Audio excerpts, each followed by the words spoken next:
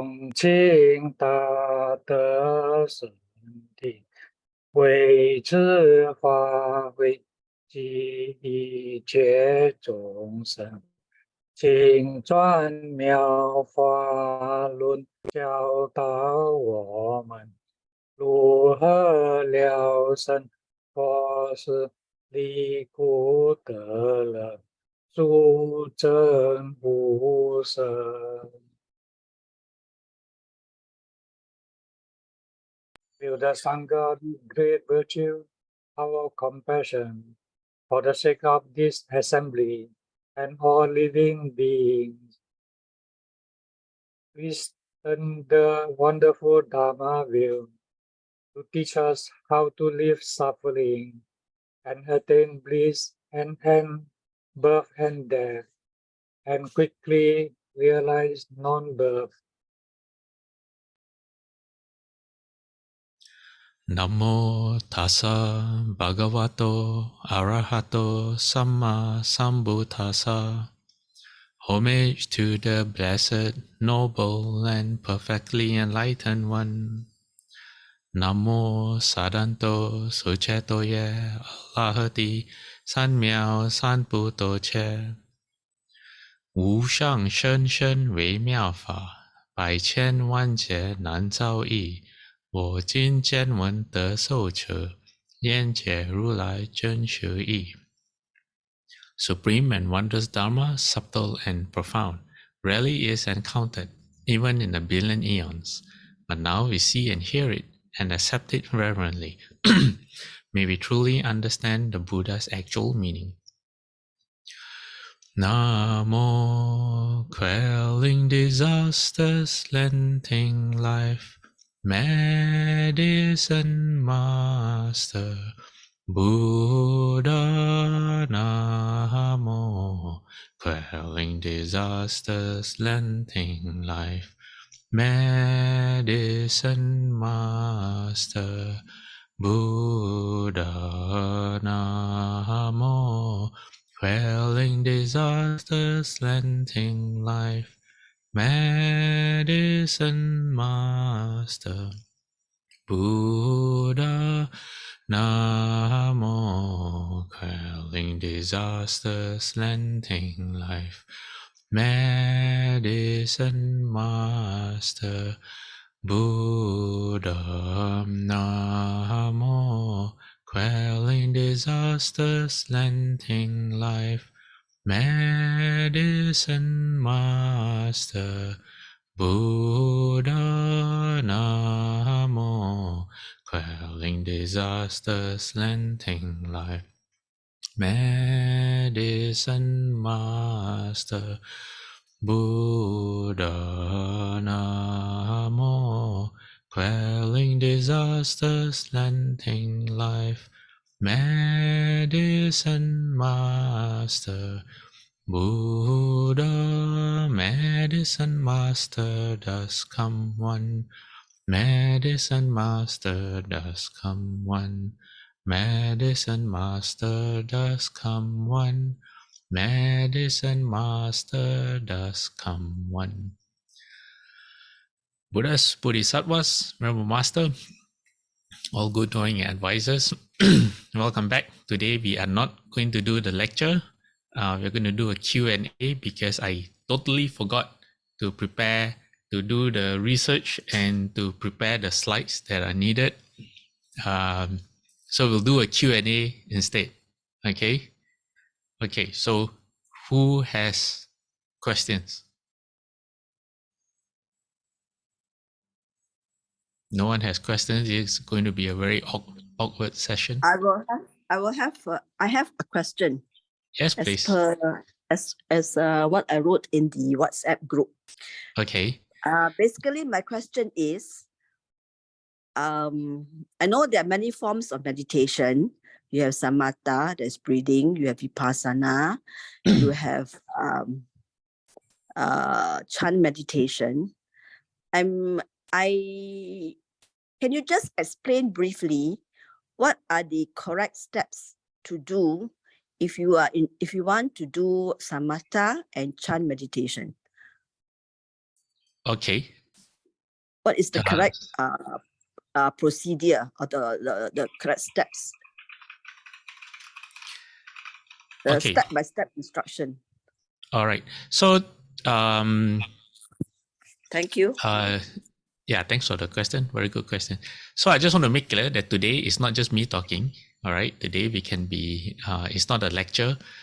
And that means that if anyone asks a question and you have an interesting story or you know something or your own personal experience, just unmute the microphone and share. Okay. So I just wanted everyone to know that. Okay. All right. Who else has any questions? Can be anything. Can be as long as it's related to the Dharma. So one of the topics that okay, Lai Chun. Yeah, good evening, Dhamma Master and Dhamma friends. As I said earlier, I'm always curious to know what do we do with our Hai Ching once we pass away. Understand that some people have actually donated it, but I'm not sure about the precept sash. Apparently, we are not supposed to bring it with us. I mean, bury or burn it together with our bodies. That's my first question. The other question is regarding the mirrors and the glasses. I know some people say is superstition, but I just want to find out how did the superstition come about, you know? Okay. The other thing, the last question was, I remember reading it recently, but I can't find it again, about having a wake the funeral parlor instead of at home, bringing the corpse away from the house. But it's not very familiar to do so. So that's my question. Okay, can you repeat the last part? The difference between having a wake at home or a funeral parlor, what is the difference? No, not so much the difference. Would it be disrespectful to the dead? That okay. Yeah, that's it. Thank you. Okay. Let me see if I understood your question. So your first question is what to do with the Hai Ching. I will explain what is a Hai Ching for people who don't understand. The Hai Ching is okay. Hold on. Let me see if I can grab a picture. Okay.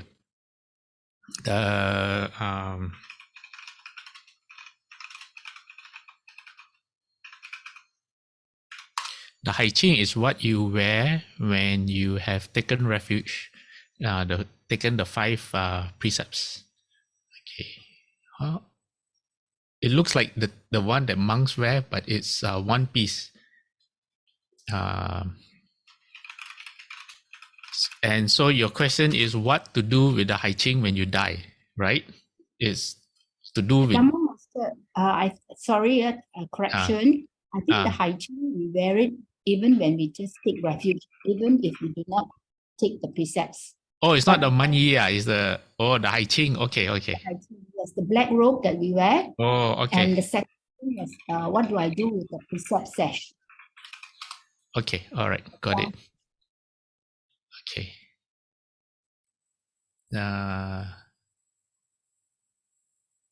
Okay, let me show everyone. It's such a small picture of it. No. Okay, ignore this person, the monk. This is what I want you all to see. Hey. This black robe. Okay, lay people wear. Normally the sleeves are very long. Okay. What to do with the black robe? And then your second question is about mirrors at home. If you have a funeral, if you have a wake at home, the thing about the mirrors and how did they come about? Okay.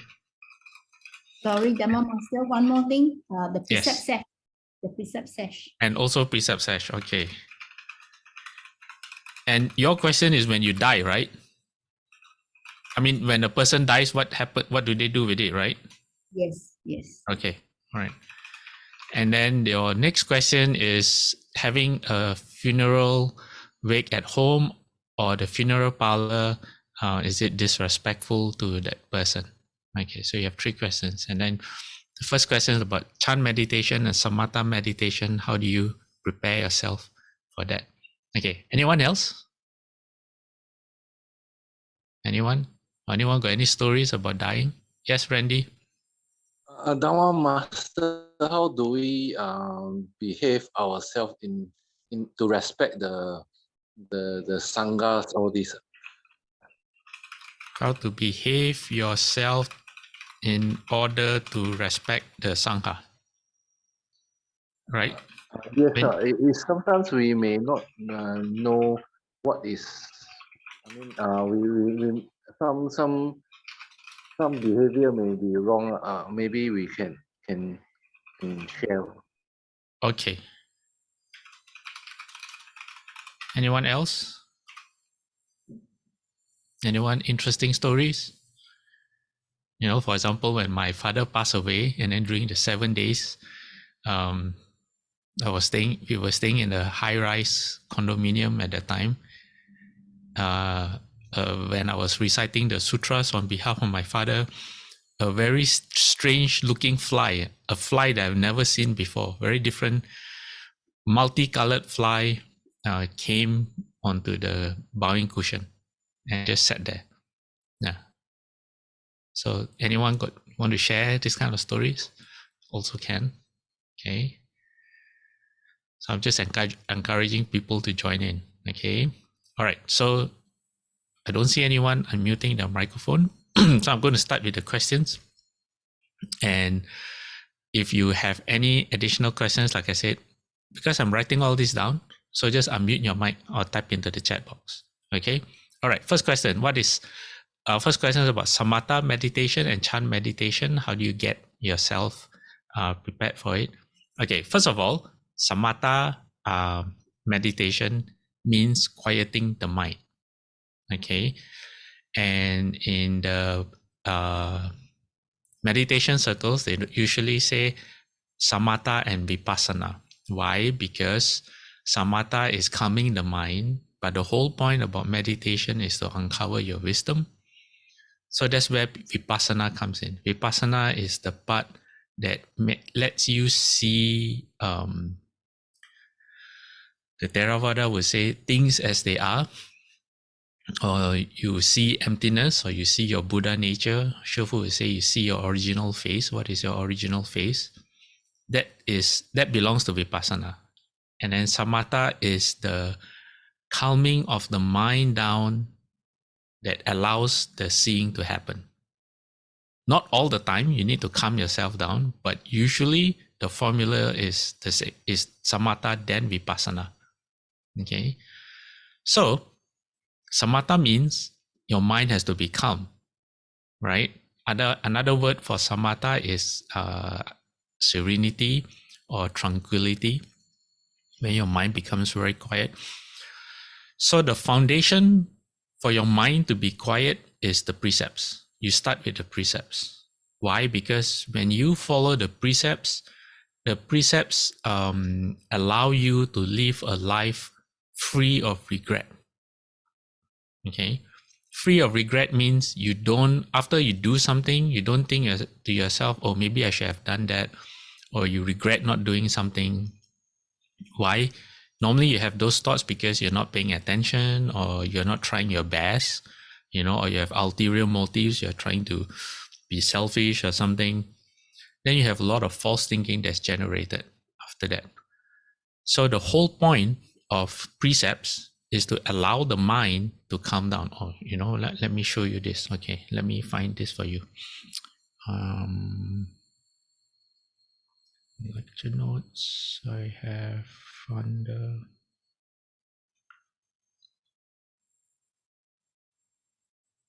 So the preparation starts with precepts. Okay, so once you have precepts, as in you regulate your body, body meaning you don't steal, you don't hurt people, you regulate your speech, how you speak to people, which is a reflection of your thoughts, how you regard people.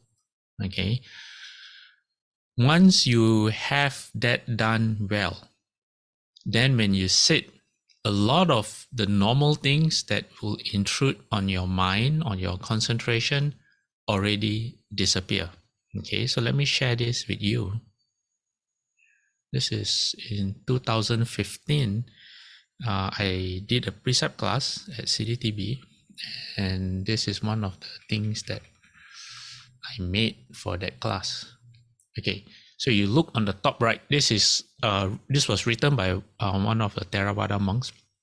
He said, when a person acts in violation of the precepts, he excites and reinforces the very same mental factors his practice of meditation is intended to eliminate. Okay, so in other words, if you have a lifestyle that is not in accordance to the precepts, you are creating an environment within your mind that is not conducive to meditation. So according to the Buddha, this is the formula he gave out. He said, you start with precepts, and then you get freedom from remorse, no guilt, so you don't second guess. Your mind doesn't keep on returning to the past. And then from there, you get a certain sense of joy and gladness. Then you get rapture. Rapture has to do with the body.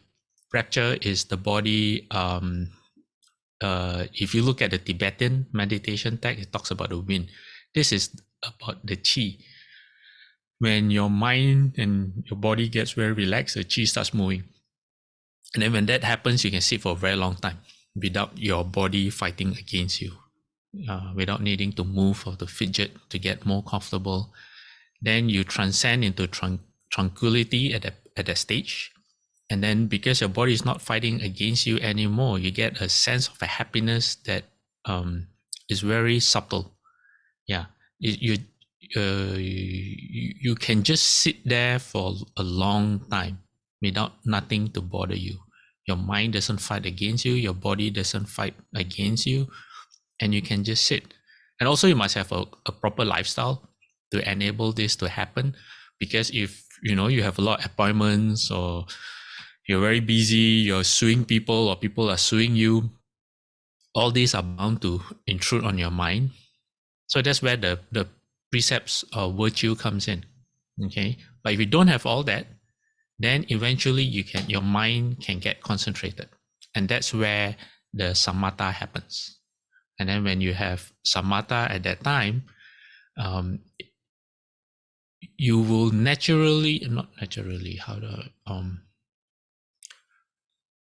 it is described as your mind will fluctuate between calmness and then investigation.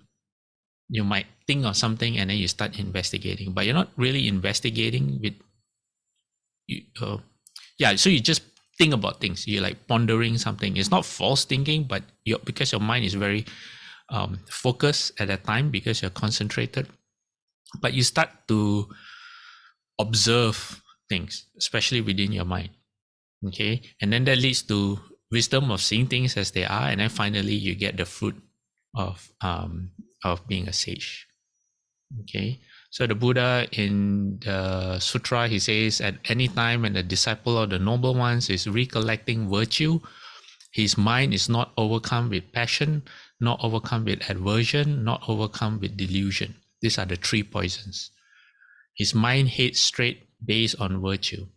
And when the mind is headed straight, the disciple of the noble ones gain a sense of the goal, gains a sense of the Dharma, gains joy connected with the Dharma. In one who is joyful, rapture arises.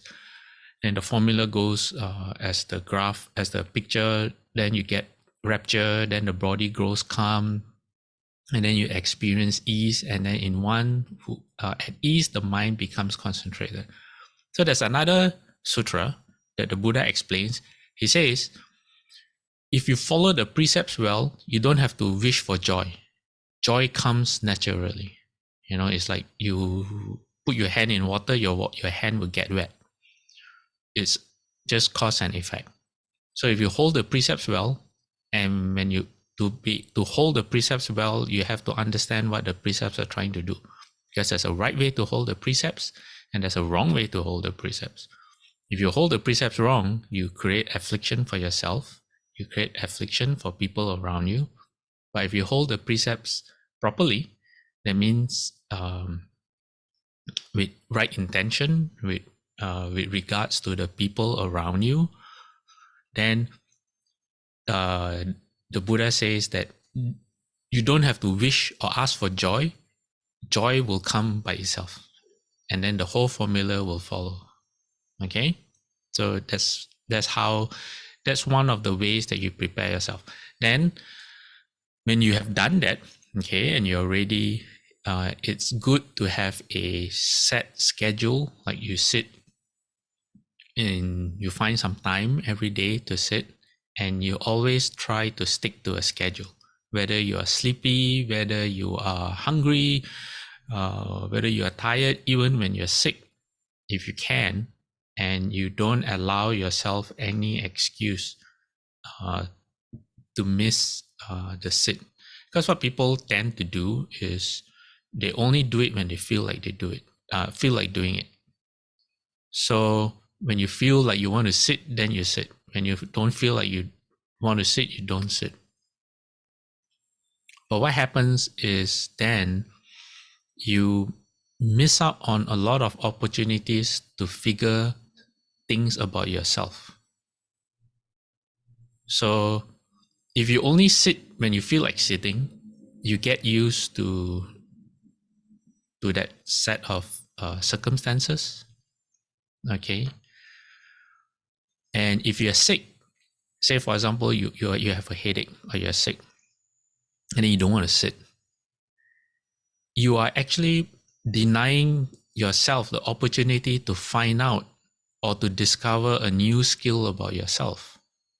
For example, like some people, when they have a headache, through concentration, the headache can disappear. But if you never try it, you will never know.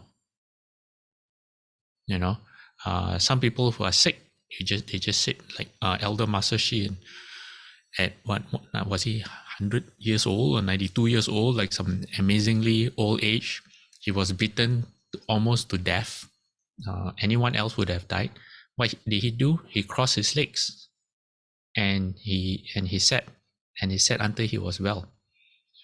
So until you how you say, try, you will never know. You will never figure out that part about yourself. And because we are talking about meditation, it belongs in the mind. You have to figure it out for yourself. So whether if you have a set schedule, try not to let anything get in the way. Okay.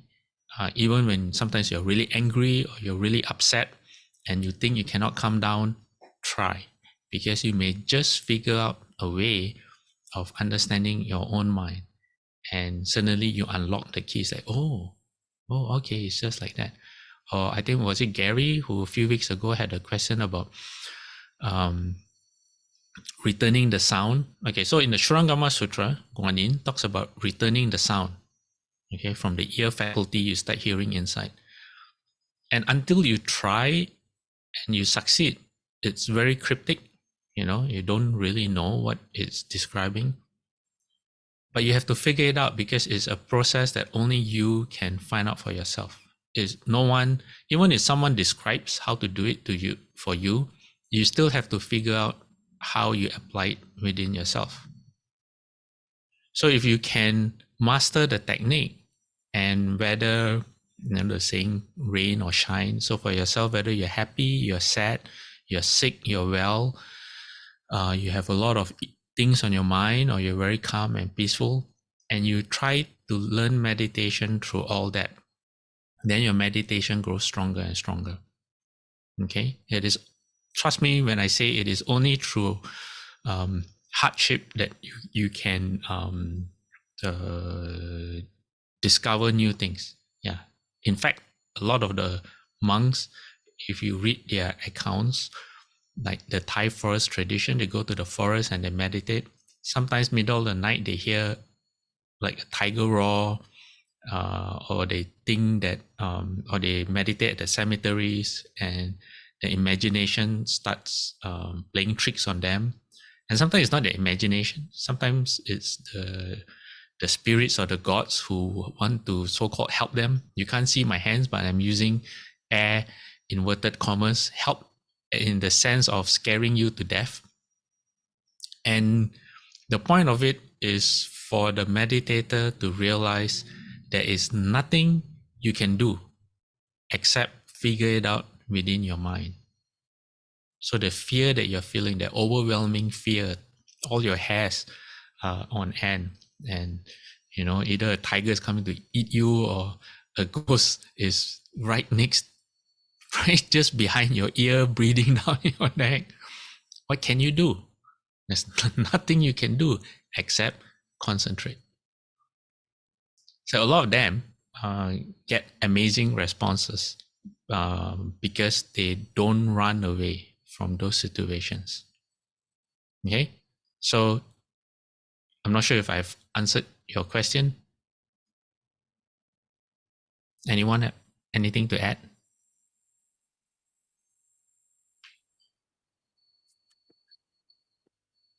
Was that your question, Sui Ling? Not really. Yes.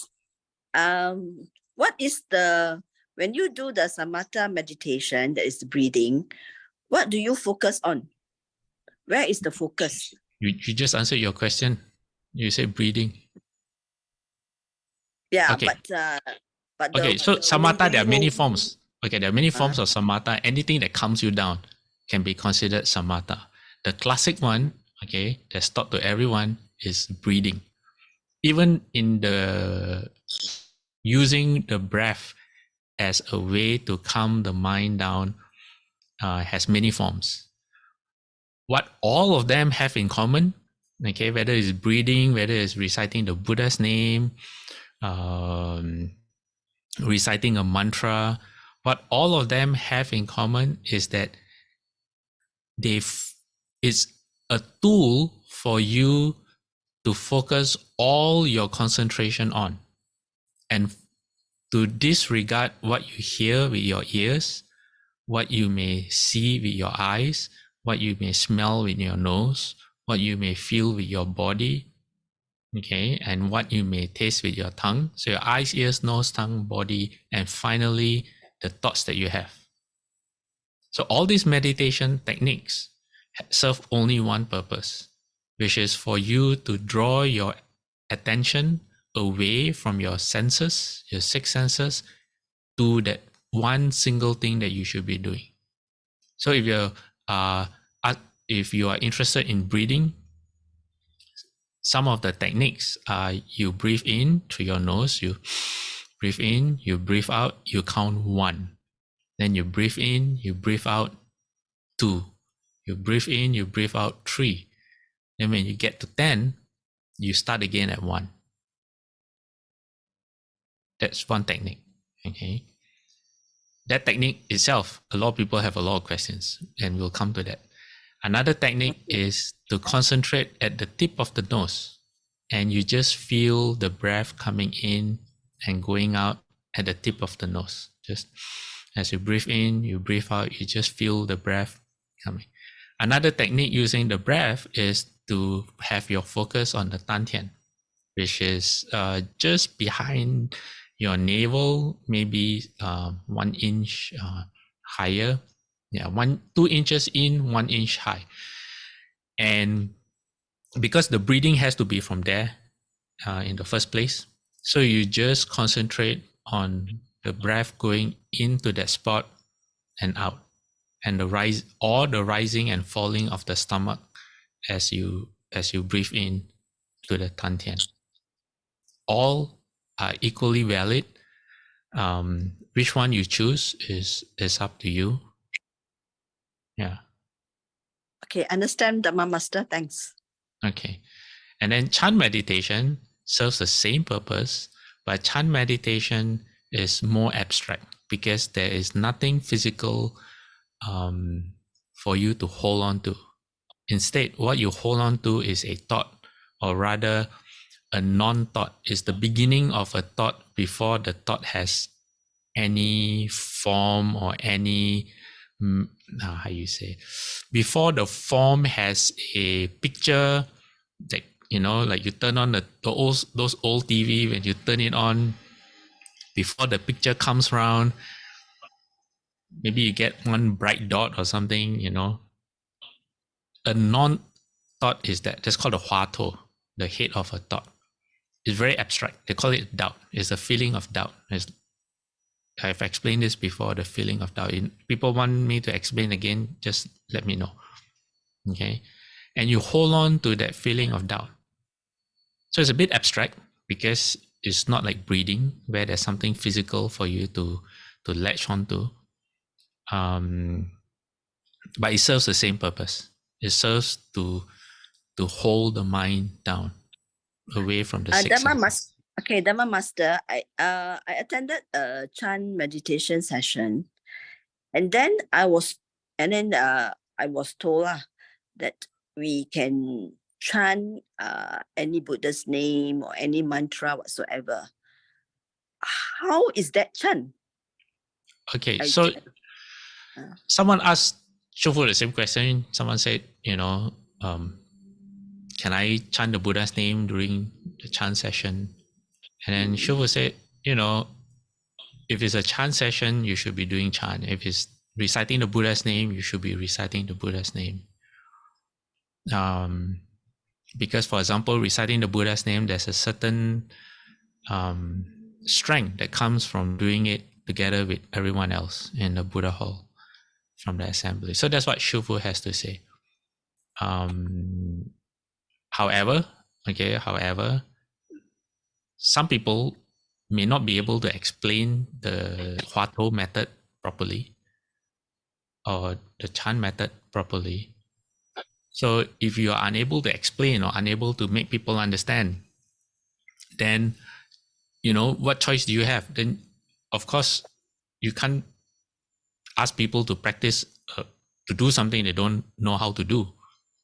Exactly. So, yeah. So you tell them, you do whatever you want. You want to chant mantra or chant the Buddha's name, you know. But yeah. Yes. That is what I was experiencing, because I don't know what is chant. So since I was told to chant a mantra or the Buddha's name, so that is what I did. Okay, But technically there's chant. how is that chant?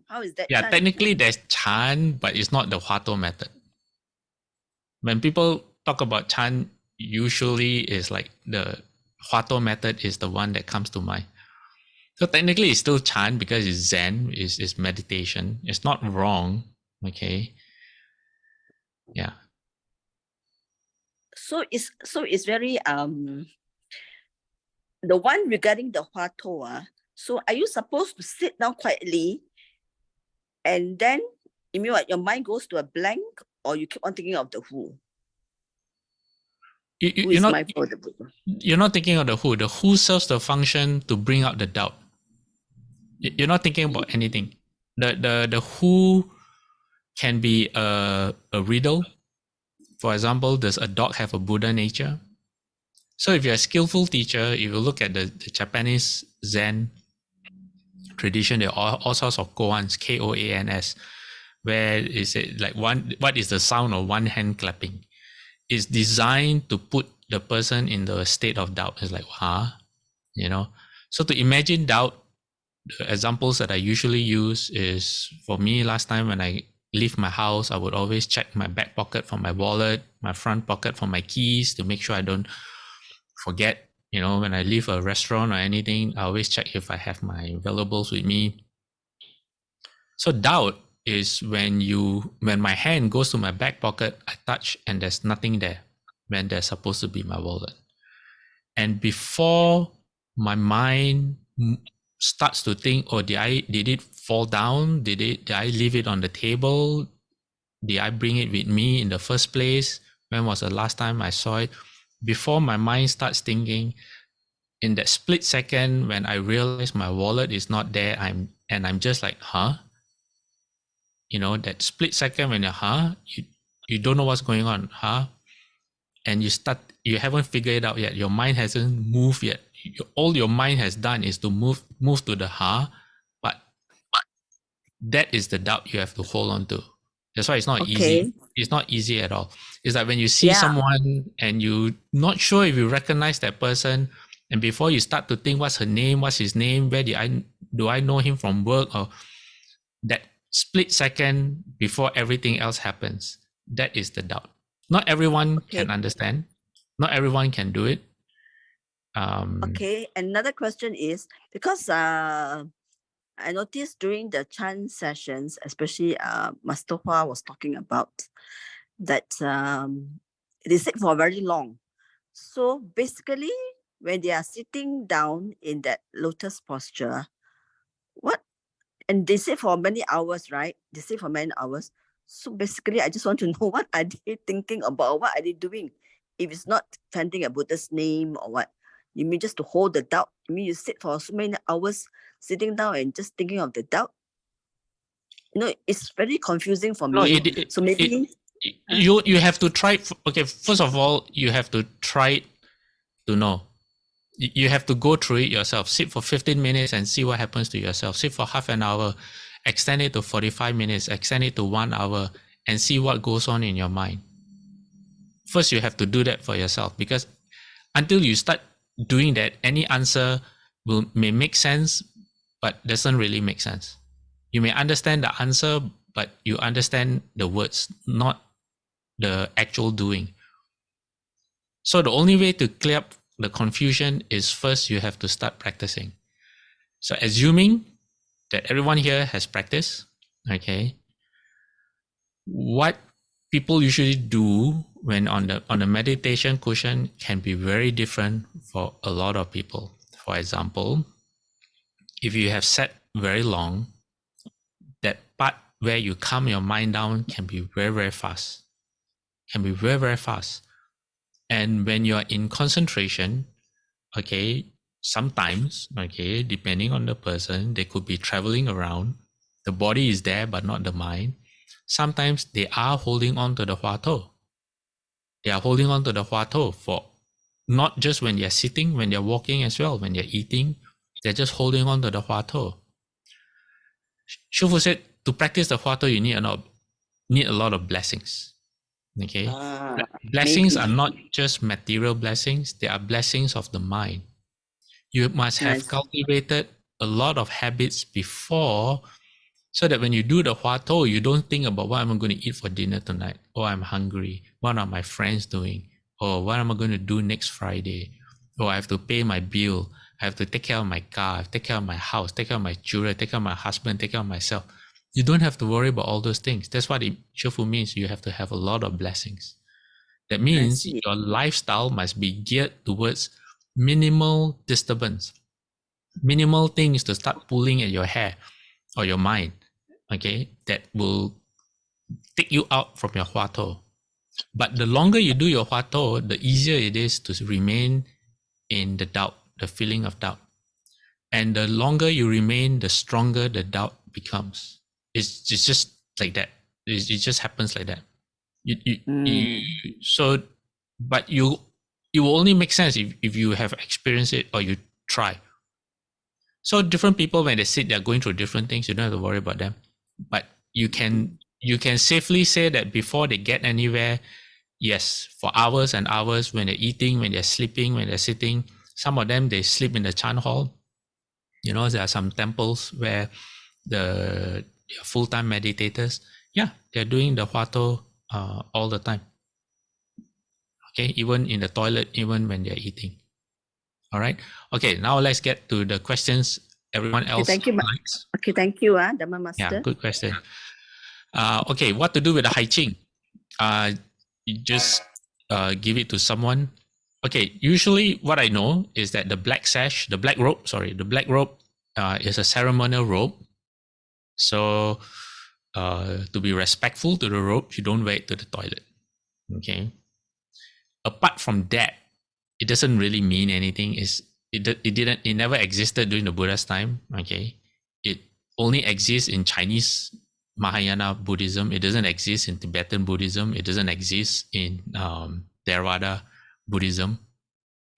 So even within Mahayana Buddhism, it is only the countries like China, Taiwan, Vietnam, And people like us, Malaysia, we follow that. So to say that is sacred and all that, I don't think is, how you say, humans create a lot of rules around those kind of things. So, it gets complicated. At the end of the day, as long as you don't worry about it, I think it should be okay. The precept sash, okay, for monks, when we die, we don't wear the precept sash. Why? Because it never belonged to us in the first place. Our sash belongs to the triple jewel. So it returns to the triple jewel. So that's very clear cut.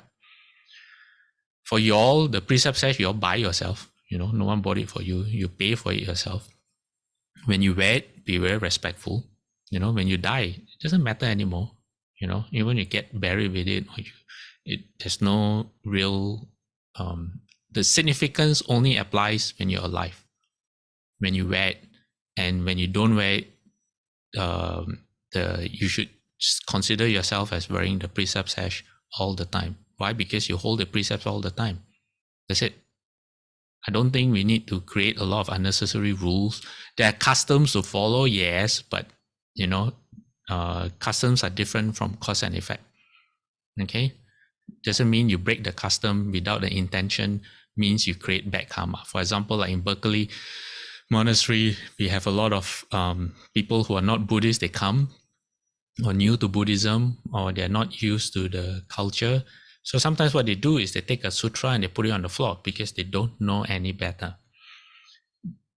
And sometimes the disciples will go and scold them, and then they never come back to the temple again.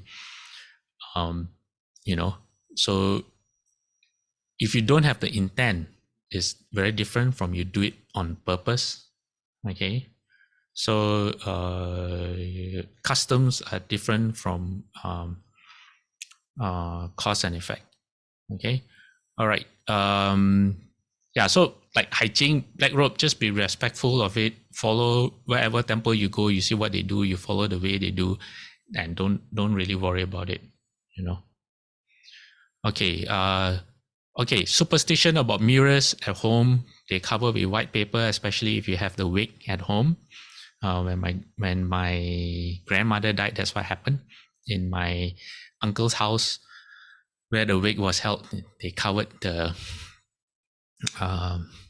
what happened? They covered the mirrors with white paper, and then they let the children burn there was a metal container, and then you burn the paper, what paper, the like Chinese ghost money paper, something like that, the square paper with the gold stamp in the middle, and then they will tell you, don't let the fire go out. You have to keep on one piece, never let the fire go out. I'm sure there's some practical reason for that. So there are a lot of things that we don't understand. Okay. And sometimes it's very easy to say, oh, that's superstitious, or that's this, that's that. Like how I talk about the Hai Ching and the black robe. Okay. I have this story where in Malaysia, growing up, before we had proper highways with rest stops, when you go on a journey and you need to use the restroom, you just stop your car by the roadside, you find a suitable, safe place, and then you open the car door, you go to the side of the road, and then if you're Chinese and you're Indian, maybe in the Malays not so much, but if you're Chinese and you're Indian, you are told to put your palms together, okay, and then you kind of like, it's a mixture of asking for permission or warning, whatever it is that might be there, then you're going to relieve yourself. And then you relieve yourself, then you put your palms together and you bye. And then you leave. Okay. So I always thought that was superstitious. That was a superstitious practice. Until I became a monk. And then one of the deportment for monks is that when you relieve yourself, because it's not just in the toilet, but because during the Buddha's time, monks, they live outside most of the time. So where do you relieve yourself? In the forest. So monks are our deportment rules or guidelines include when you need to relieve yourself, you snap your fingers 3 times so that if there are any spirits around, they can get out of the way. So when I was taught that, I was like, oh, okay. So maybe it's not everything I think is superstitious might be superstitious after all, because there are a lot of things I actually don't know about. So I don't know where the practice of covering the mirrors come from. Okay. But if there's already a custom of people doing that, then I guess if you have a wig in your home, if people believe in that, you don't have to go and fight or, unless you know for yourself. Okay. Unless you know for yourself that actually what's going on is this or that, then you can, you can say whatever it is that you want to say. And until then, for myself, because I don't know how that came about. I don't know if so-called the spirits come home, can they see or they cannot see, or they might get freaked out or anything. I don't know. Okay, so I don't know. All right, how to behave? Yes. So having a wake at home or funeral parlor, is it disrespectful?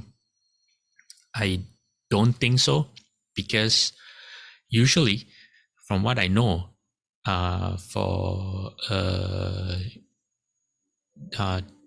if you don't have the good roots to be reborn immediately. Okay, so if you practice well, what happens is when you die, you close your eyes, you open your eyes, you're in your new existence usually in the heavens, and you don't have to worry. But for other people, what happens is there's the intermediate skanda stage. The Tibetans call it the bardo stage, and they call it the 49 days. It's not fixed 49 days, but that's the agreed upon term during the 49 days. At that time, you don't have a physical body. You have what Shofu calls the intermediate skanda body. It's like a mind projected body. To understand that, think of yourself when you dream. When you dream, you're using your eyes, you're using your nose, you're using your body, but you're not actually using your eyes or your nose or your body, right? So it's something like that. So what happens is, just like in your dream, you think of some place, immediately you're there. Apparently, okay, for those in that intermediate skanda stage, it's the same thing. You think of a place or you think of someone, and time and space does not restrict you in the same way that having a physical body is restricted by. Okay, so in terms of location, I don't think it's disrespectful. If you want to see if it's disrespectful or not, you have to look at the intention of the people who make the decisions. Then you would know, because that can be felt by, apparently, that can be felt by the spirit. So whether you hold it at home or your intention might be to save money, you don't care about the person who just died, that's disrespectful. Some people hold it at the funeral parlor because they don't want their home to be, I don't know, to any pantang, any superstitious stigma involved or anything, because they don't care about the person who just died. That's disrespectful as well. So it's the mind, the intention of the people who are doing it rather than the location. Yeah. So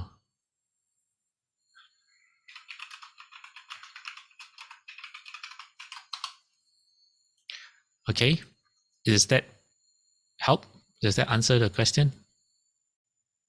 Yes, thank you, Dharma Master. Okay, and another question, does it mean Hua Tou is a state of doubt for a short time or indeterminate? The state of doubt, you hold it as long as you can. you hold it indefinitely. It's not you want to, how you say, you want to hold on to it for dear life, especially when you are challenged. So like the monks, you go to the forest at night and you think you're going to lose your life, or you think that some horrible ghost is right beside you. That's where you find strength in your meditation topic. That's where you gather all your concentration, you gather all your, whatever it is, your essence, whatever it is, maybe due to fear or whatever, and you just bring it down to a single point. Sometimes pain does that. So that's why I say, whether you feel sick, you feel angry, you feel happy, just do it. Just go through it. And maybe you can discover something about yourself. Yeah. So you don't let go. It's like, if you let go, you might die kind of focus. Yeah. Okay, so there's another question. What do you say to someone who is terminally ill? How can we console them? So for all of us who are already hopefully not there, okay, the preparation starts now. So that's not a question you have to worry about yourself. Okay. For those who are terminally ill, what to say to them is very hard to know exactly what to say, because you have to know them fairly well. You have to know what they want. But in terms of in terms of certain things to know when you want to say certain things, is that in the Shurangama Sutra, the Buddha describes how the state of mind affects your rebirth. So at the moment of death, if you're filled with a lot of negative emotion like fear, like anger, like jealousy, or strong attachment, those are not considered good things to have in the mind. So whatever you tell that person, you want that person to be able to be calm. You don't want to lie, okay? But you want the person to be calm. You want the person to be able to let go if there's anything that they're holding on to, things they can't let go. You want them to be able to let go. You want them to be fairly confident. So what we're doing right now in our weekly lectures is to generate loving kindness. And one of the ways is to recollect, to be mindful of your own virtues, your own goodness. That's a practice that in Sri Lanka, I'm not sure, I read about it before. When a person is dying, they record down all their good deeds and then they repeat it back to the person, like, oh, do you remember you did this before?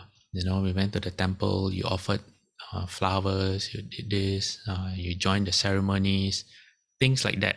If the person has had the opportunity to do, it doesn't have to do with the Dharma if they're not Buddhist or not Dharma focused, but you can remind them of how they've been a good husband, wife, mother, things that will make people feel good about themselves.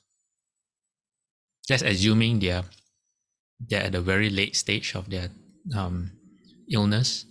Yeah. Okay.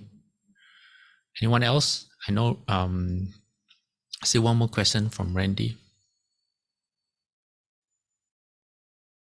Okay, so Randy's question is how to behave yourself in order to respect the Sangha.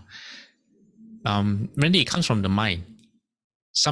If you do something that might seem disrespectful, but your heart and your mind does not intend to be disrespectful, then it's not disrespectful. And having said that, of course, there are certain things like etiquette, and that's different. For example, the Theravada tradition, when you offer food to a monk or a nun, you have to physically offer the food. That means but if let's say you have a table full of food, you can't physically offer dish by dish. Like, when we do the like Shufu's anniversary, we hold each dish, there are hundreds of dishes, we hold each dish up to our forehead as a gesture of respect. That's the same principle as a Theravada when they offer the monks the food. Every dish you physically touch and then you offer. And then the monks are able to eat. If you don't do that, they cannot take the food. It's considered stealing. Why? Because it hasn't been offered. But for practical reasons, etiquette, if you're ever in that kind of situation and you have a table full of dishes and there's a lot of monks, it's time to eat, what you do is you act like you're lifting up the whole table.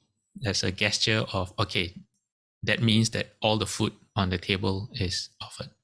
So the only way to figure out things like that is to spend more time in those kind of situations. So you're not a newcomer. Then you slowly learn. And you can ask questions as well. You can, ask, like people ask me, oh, how do we address you? How should we address a monk? Because sometimes it's very confusing. You have Bante, you have Ajan, you have Tan, you have Shufu, you have Fashu, and all different, and in Tibetan they got Lama and all those. Not all are monk honorific terms. Like Lama is for lay people, so it gets very confusing. So the only way is to ask. Don't be afraid to ask. Yeah. Okay, maybe we can start writing down the good deeds of our loved ones as well as those whom are not in accord with us so that we are prepared for the appropriate situation. Yes. Yeah. Ask them. You can always start by asking your grandparents or your aunties, your uncles, your parents about their life stories growing up, what happened to them, how was life when they were young, how was life when they got married. Start with that. Yeah. And then ask them, some of the good things that or some of the ways they inspire you as well. You can write it down. That'll be good for them to know. Saha, you had a question, Saha? What if they're not Buddhist? Like I said, it doesn't have to be around Buddhism. Any good things that they have done. It doesn't have to do with a monastery or a triple jewel. It can be, okay, actually anything to do with a monastery or triple jewel has to do with people's good deeds, right? So you don't have to be a Buddhist to do the same good deeds. Like generosity, respect, reverence. Yeah. Yes, Dharma Saha? Master, good morning. My question was, because my family, my parents are not Buddhist, and my father I haven't seen for like 20 years. So how do I generate good deeds on his behalf when he passes away? Oh, okay. Well, in the Dharma, in the Sutra, there are encounters where, okay, first of all, according to the sutras, if you do good deeds for someone, the only way there's only one way they benefit from the good deeds you do on their behalf, which is when they are born in as a hungry ghost. That's the only way. The Buddha said that if you are born as a human, you go to the heavens, you are in the hells. I think hells also you can't really save them. But there are stories where you can. Although in the sutra the Buddha say you can't, but there are other encounters where people actually they can. So anyway, in those encounters, the things that you can do is they print sutras, they offer food to the monastery, or they do donations to the monastery on behalf of the deceased one. Sometimes if the deceased one is not a Buddhist, then you might want to do something also that's close to their heart. If they like animals, something to do with animals.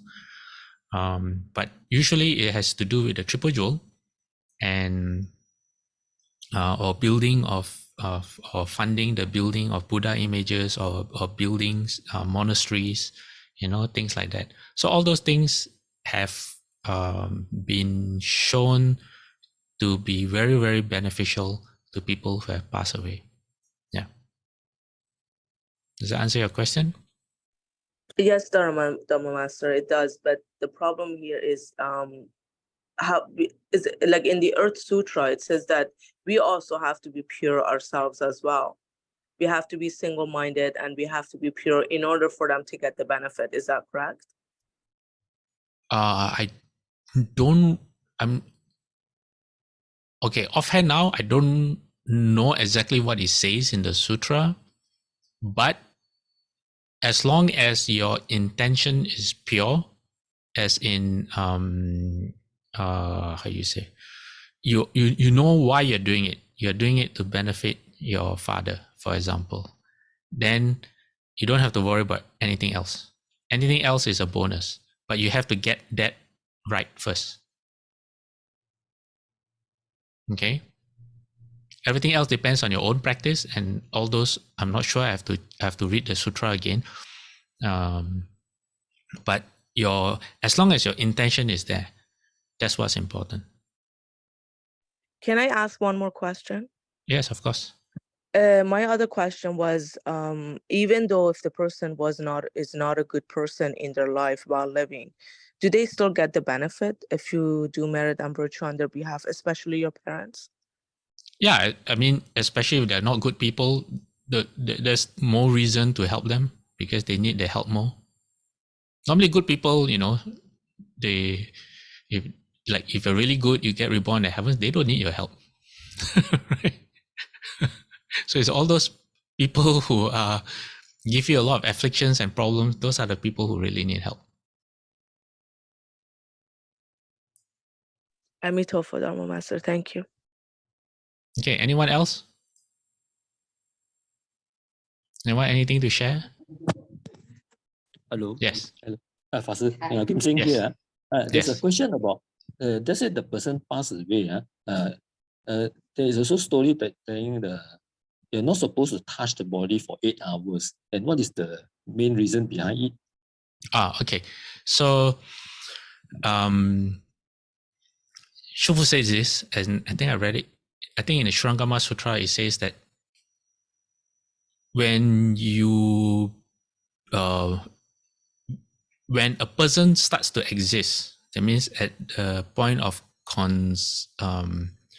how you say, when you're considered a person or when your rebirth begins is when the eight consciousness first comes into the body. So the eight consciousness comes, and upon the death of a person, the eight consciousness is the last one to leave. So modern science looks at death from like activity of the brain or heartbeat. But from a Buddhist point of view, actual death occurs when the eight consciousness leaves the body. The other consciousness may leave first, like the eyes, ears, nose, tongue, and the body itself. But the eight consciousness may still be there. It's not fixed, okay? It's different for everyone. Like if you go for immediate rebirth, you don't have to worry about that. But for those who don't, then the period of, I'm not sure if it's 8 hours or 12 hours or 24 hours, is important at that time if possible. Okay, if the person has enough good roots that it allows for you all to arrange so that the person is not physically disturbed, that would be best. Because Shufu says at the point of death it can be a very painful process, and it's a very confusing process as well for the person undergoing that. So when the skandhas are dissolving and you're no longer in control, Shufu says it can be very painful to receive a physical sensation. Shufu says it's like a turtle having its shell ripped off. And what happens is when you're in your state of confusion and you encounter discomfort, it's very easy for the mind to become angry or fearful, and you want to prevent that from happening. So that's why there is the practice of, if possible, not disturbing the body for a period of time after death. Okay. Okay, then you say, those who are not kind or understanding and always have discord with me are perhaps my precept masters to test my cultivation. Yes, yeah, that's a very good attitude. Yeah, and also generate loving kindness. If you generate loving kindness, then whatever they do to you will not affect you. Yes, Saha. Dharma Master, is it wise to ask your parents, for example, my mother is still alive, and is it wise if I ask her if she wants to donate anything to the temple, on her behalf for when she passes away? Like, for example, she's very wealthy, and if she gives me anything from her wealth, is it okay if I just donate it to the temple without saying anything to her at all? Or how can I do this, create merit and virtue on her behalf while she's alive? If she's receptive, then you can ask. If she's not receptive, as if you ask and then it creates more problems, then you just do it without her knowing. It's your intention that counts. Of course, it helps if she is aware of it, but only you will know whether she's receptive or not. Yeah. If not, then it doesn't matter. You do it behind her back. Yeah, it's okay. There are people who, when they pass away, then there's a story. The husband sold the wife's jewelry and then used the money to donate to the temple on behalf of the wife.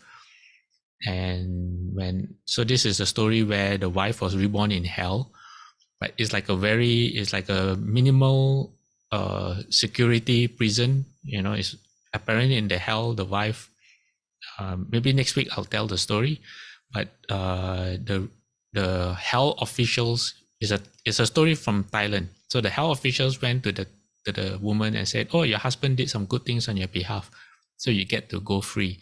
But you go early, you leave early, but you don't get away scot-free because you have to repay your debt to your husband." And then the woman said that, "Oh, when I was in hell, there was a monk who came and taught us the Dharma." Yeah, and that monk is the equivalent of Earth Store Bodhisattva in Thai culture. Yeah, so it's very interesting. Yeah, so you don't have to do it with your mother knowing if you think it won't be helpful. So you just do it behind your back. Yeah. Yes. Pastor, I have a question for you. I hope you Yes. can hear me. Yes. Actually, when my grandfather passed away, he's Buddhist. He had a string of nuns that were chanting, at his body, at his coffin, of which there was a string. I mean, I can remember very vividly. What is the intention of the strings that is strung between each Buddhist monk chanting? Is it to lead the way of the soul out, like you say, the 8 senses? Is that a ritual, or is it a process, or is to do something? You mean the monks were holding a string? Yes, they were holding a string each, and this is Malaysia, by the way. They were holding a string each, and they were chanting with that string. And all of them holding one string? That means a Yes. single string among all of them? Yes. Oh. I think that is the Theravada style. Every time, because when I go for those Theravada puja, when they're doing the monks do chanting for the deceased or whatsoever, we all have to hold on to a string. The monk will hold the string, and we pass around to every one who is there has to hold it also. Hold the string too. I think it's the Theravada tradition. I see. Yeah, to make sure you all don't run away. Yeah. Yeah. I know. All right. Here is to lead the soul out, up. Isabella, do you remember if they were I don't know. Theravada monks or Mahayana Chinese monks? They were in saffron outfits. Okay, From then what what? I remember. Yes. Okay, because that's not a practice I'm familiar with. I'm sorry. Ah, Yeah.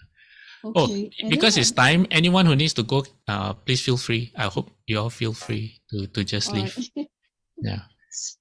Sorry. Anyone else? And, Yeah. Yeah, I the have Master, another I have one more.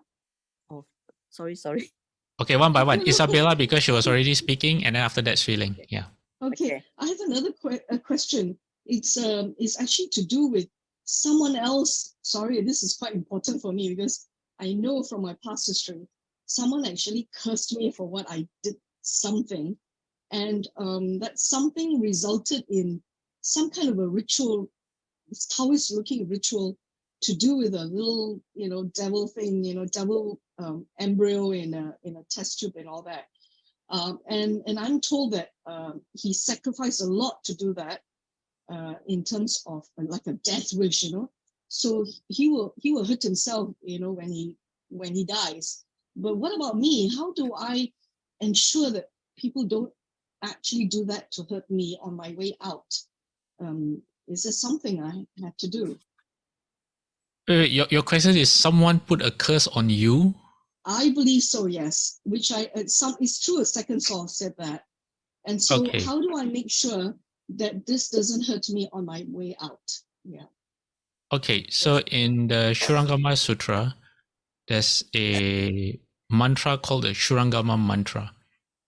The Shurangama mantra contains names of all the ghost kings, all the yaksha kings, all the basically if we use the word gangsters for spirits, any kind of spirit, the names are all the heads of all the gangs.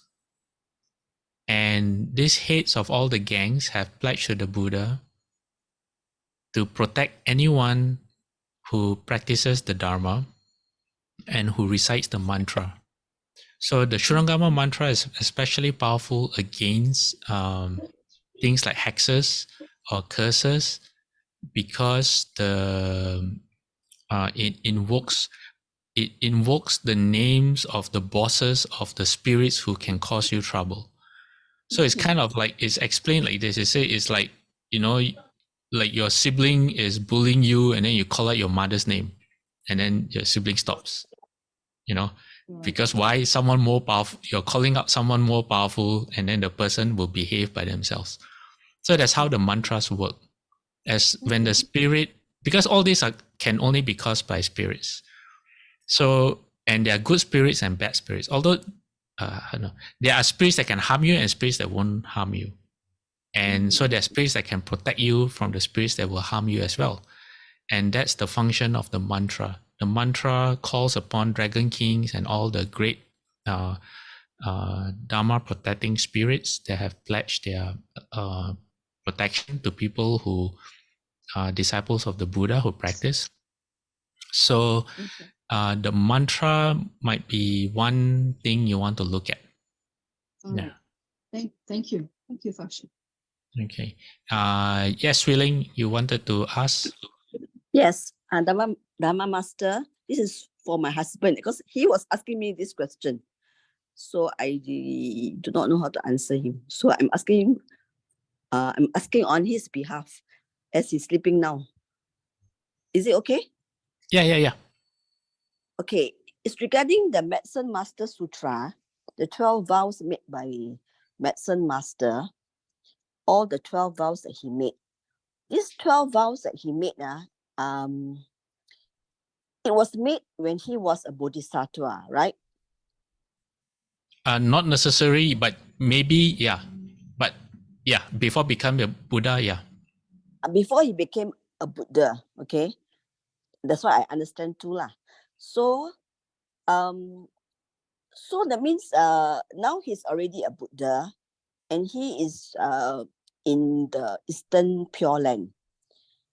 And let's say the third vow, I'm giving just for an example.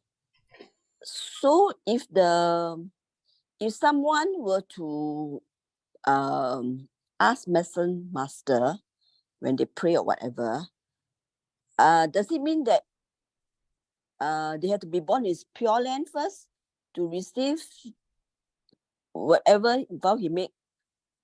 What was the third vow again?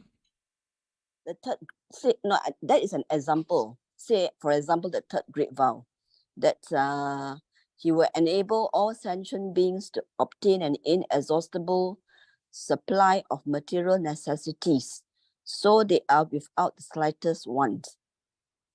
Say, for example, the third vow. That means anyone who chants Medicine Master Sutra or call upon his name, will they be fulfilled? Is that? Well, this is vow, you know. So vows have certain functions. One of them is you rely on your vows to become a Buddha. So it is through your vows that you become a Buddha. So so part of your question is Medicine Master Buddha is already a Buddha. Okay, now he's already a Buddha, right? Now he's already a Buddha, right? That means all these vows were made when he was a Bodhisattva.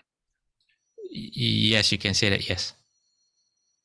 Okay, so meaning that whoever chants his name or recite his sutra, and if they pray to him, will they be blessed with all these vows that he made, or something like that? Okay. Yes and no, because it depends. First, when you say pray, okay, when you say pray, it's kind of like different because Buddhism is not about salvation. Salvation is Christianity. You pray to God, whether you are saved or not is up to Him. Okay, that's salvation. That's what pray means. In Buddhism, faith, Faith, because I can't pronounce well, faith is confidence. Okay, what kind of confidence? Confidence in the Buddha. All right, that means confidence, for example, in his vows. Whatever the Buddha say, you are confident that the Buddha can do. Confidence also in yourself. All right, as in you also can become like the Buddha. All right, so faith in Buddhism is very, very different from faith in other religions, because other religions, you depend on someone more powerful to come and save you. Okay.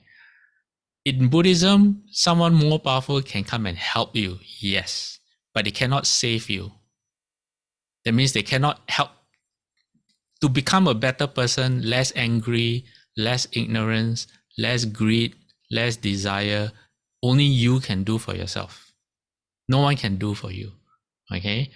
But if you know, like Guan Yin or Medicine Master Buddha, who they are, and you want to be like them, and then you invoke them, and like in our WhatsApp group, we just talk about invoking, and you follow their example, then that's how they can help you. Not that you do all the work yourself, kind of true, you do all the work yourself, but they are behind trying their best to help you. They're always trying their best to help you. But the problem is you don't know that you are being helped. And they want you to think that you're doing it yourself. Okay, the Lotus Sutra, like last few weeks, we just talked about this. They want you to know that they want you to feel like you're doing it yourself. Because then your confidence in yourself grows. That's how you can get to the next step, the next step, the next step. So when the Buddhas are helping you, it's not like miraculously some lottery ticket will fall into your lap, or you meet the love of your life, or your children suddenly change 180 degrees and become the perfect son, daughter, or whatever it is. It doesn't happen that way. But it will happen as long as you apply yourself and you try your best. So the Lotus Sutra is about people knowing that as long as they try their best, they can always rely that the Buddha is helping them. Because no matter how much the Buddha helps you, if you're not trying for yourself, it doesn't make any difference. It's not going to work. Because you delay your own progress. So think of it this way. It's like the Buddha can keep on cooking all kinds of dishes and putting in front of you. But if The person just looks at the dish and say, I don't like this, I don't like that, I don't like this, I don't like that. Full of discriminations, full of hatred, full of unskillful ways. Then it's very, very hard for the Buddha to make them strong and healthy. Because the Buddha cannot force feed you. You have to eat yourself, right? The Buddha can't eat on your behalf, but the Buddha can cook for you. But the Buddha can't make you like bitter gourd because you don't like bitter things. But bitter gourd is what you need right now because it has that, nutrient. It has the ability to clean your blood or whatever it is. You know what I mean? But you don't know that bitter gourd is what you need right now. You just know that it's too hard to eat, too bitter. You don't like to eat bitter gourd. You want to go eat your fried food or whatever it is. And the Buddha will throw his hands up in the air and say, yeah, this person, if only they try to eat the bitter gourd, they'll get better. Something like that. Okay. So yes, the Buddhas are there trying to help you. Their vows are precisely that, to give you confidence in them.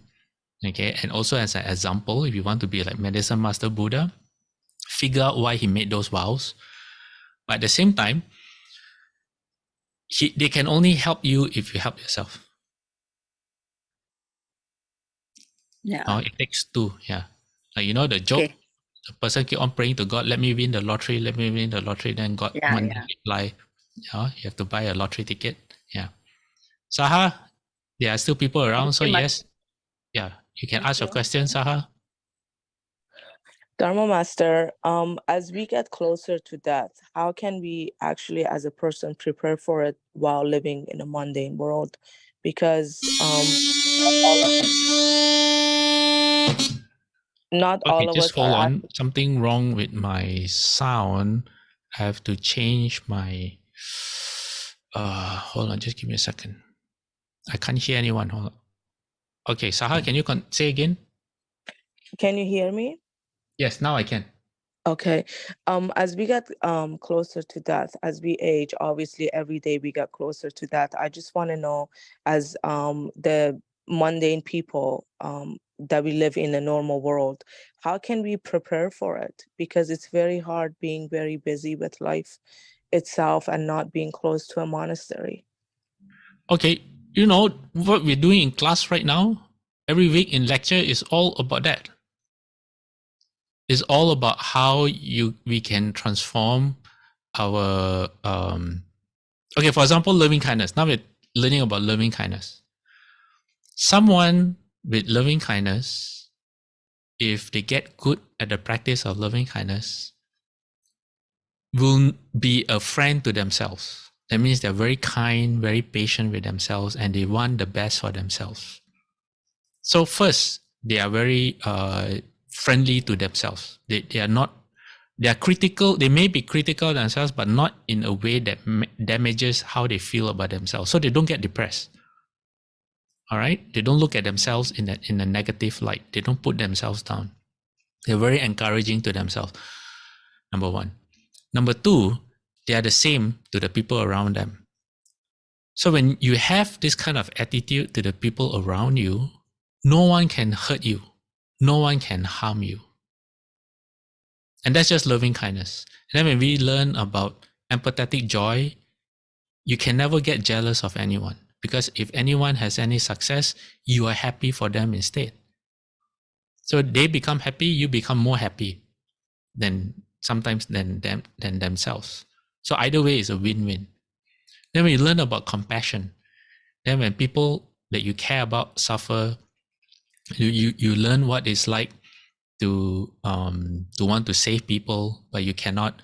That's where learning about Buddhism comes in and increases your wisdom and your practice. So if you have these practices, okay, when you die, you have nothing to worry about. Because why? Your mind, when you're alive, your mind is already that way.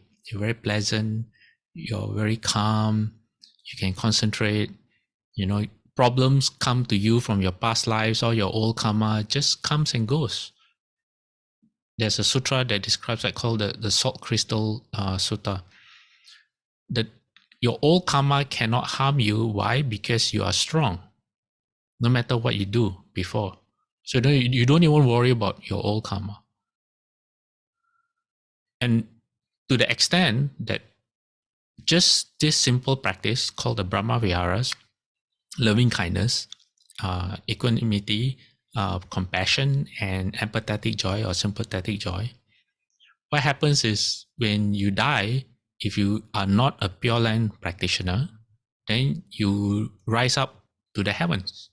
And usually the heaven that you rise up to is not even the 6 desire heavens. You rise up above that to the Brahma heavens. And if you already have the habit of learning the Dharma, then when you're in the Brahma heavens, you can still go look for the Buddha and learn the Dharma directly from the Buddha. So the whole point of Buddhist practice is, I won't say the whole point, but a huge point of Buddhist practice is precisely about your question. So you don't have to worry about your time of death, about when your time is up, because you know that you have done a good job for yourself according to the Dharma. And you lead a life that is very, like I said, that is very skillful in terms of your mind.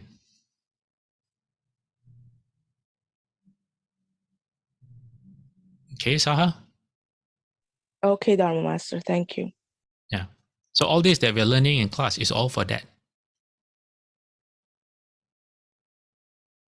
Okay, anyone else? Can we have more topics about death and how to prepare for it in the coming classes, if everyone agrees, of If course. you come to class and you ask questions, then of course I'll answer.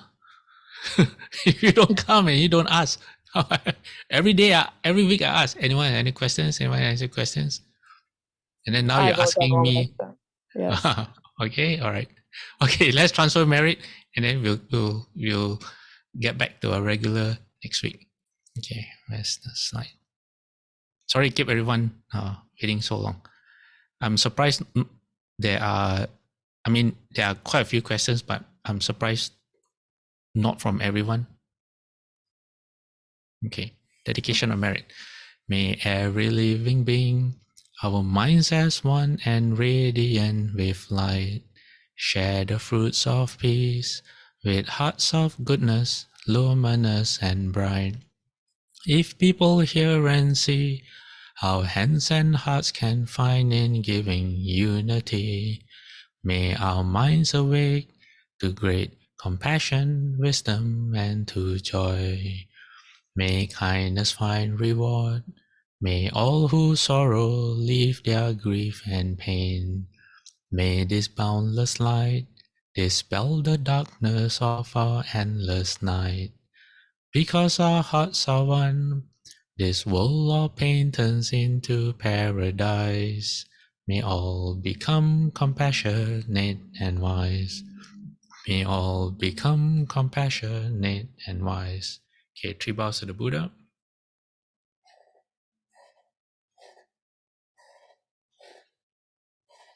3 bows to Shufu.